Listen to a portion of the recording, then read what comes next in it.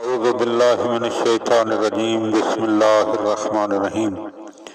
Live نہج البلاغہ channel مومنین کی خدمت میں مختلف دعاؤں کے فضائل بیان کرنے کی سعادت حاصل کر رہا ہے۔ حدیث پاک میں وارد ہے کہ ایک دن حضرت رسول خدا صلی اللہ علیہ وآلہ وسلم مسجد میں تشریف فرما تھے کہ جبرائیل امین از طرف پروردگار حاضر خدمت ہوئے اور عرض گزار ہوئے کہ یا رسول اللہ صلی اللہ علیہ وآلہ وسلم، حق تعالی بعد از تحفہ درود السلام فرماتا ہے کہ ہم نے یہ ہدیہ آپ کی امت کے لیے بھیجا ہے۔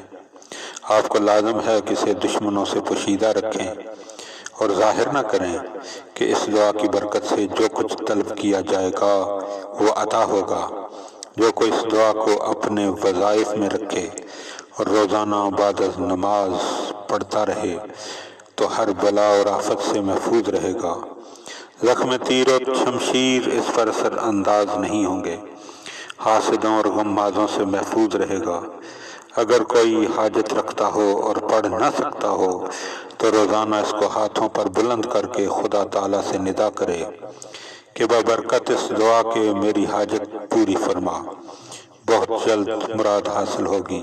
جو کوئی اپنے پاس رکھے خلائق میں عزیز ہو، رزق و روزی میں کشادگی ہو۔ اگر مسافر بوقت سفر پڑھے یا اپنے پاس رکھے بس سلامتی واپس آئے۔ جس مردے کے ہاتھ میں بوقت دفن یہ دعا دی جائے فشار قبر سے محفوظ رہے گا اور اس کی ببرکت اس کے گناہ بخش دیے جائیں گے۔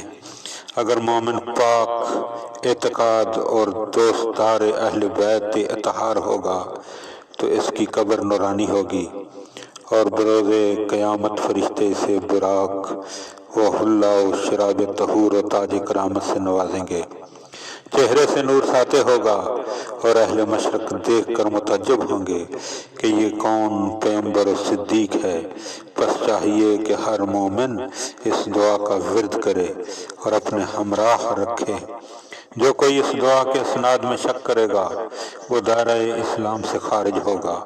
اسناد و عظمت اس دعا کی اسی قدر عظیم ہے کہ تمام درختان عالم قلم بن جائیں اور تمام پتے بجائے کاغذ و فرشتگان اولین و آخرین لکھیں تو اس کے فضائل کو لکھنے سے قاصر رہیں۔ اللہم صل علی محمد و آل محمد وعجل فرج آل محمد۔